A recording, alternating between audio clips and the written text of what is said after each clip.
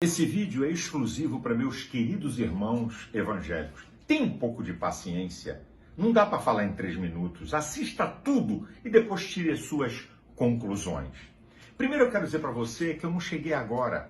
Eu sou pastor há 37 anos e tenho uma história na Igreja Evangélica Brasileira de defesa de nossos princípios. Talvez essa gente aí, muito dessa garotada, nem nascido era, eu estava na barriga da mãe, eu era guri.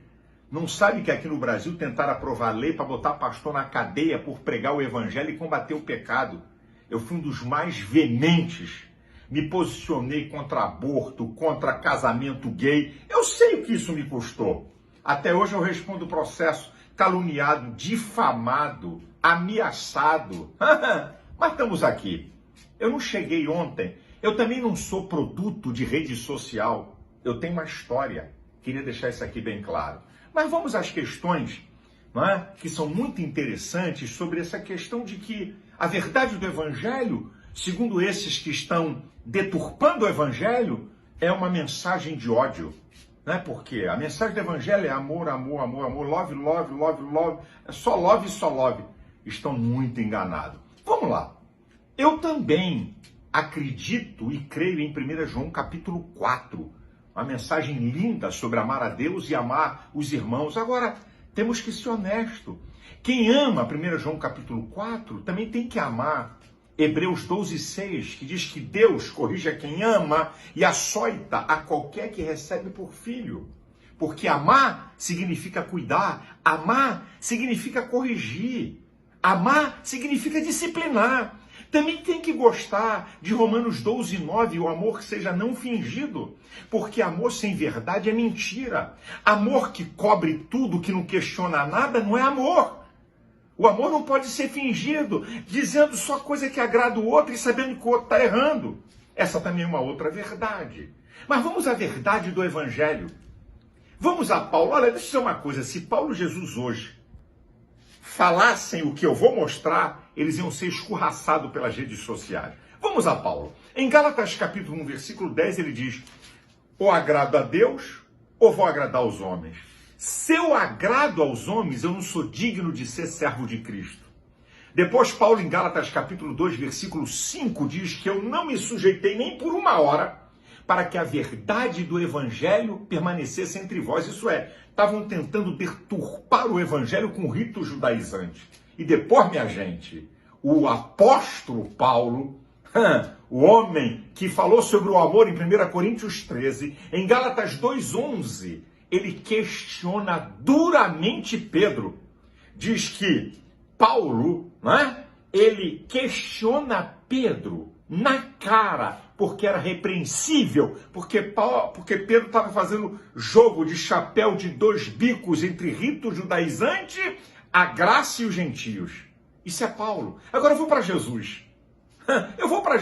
Paulo resistiu a Pedro na cara, porque era repreensível. Não deu moleza, não. Questionou Pedro pela sua conduta. Agora eu vou para Jesus. Em Mateus capítulo 16, a partir do versículo 13, é um texto muito conhecido, onde Jesus pergunta: o que diz a meu respeito? Jeremias, um dos profetas, aí vem Pedro e diz: tu és o Cristo, o Filho do Deus vivo. Jesus elogia Pedro. Uns versículos na frente, versículo 21, 22, 23, Jesus fala que era necessário ele padecer, sofrer.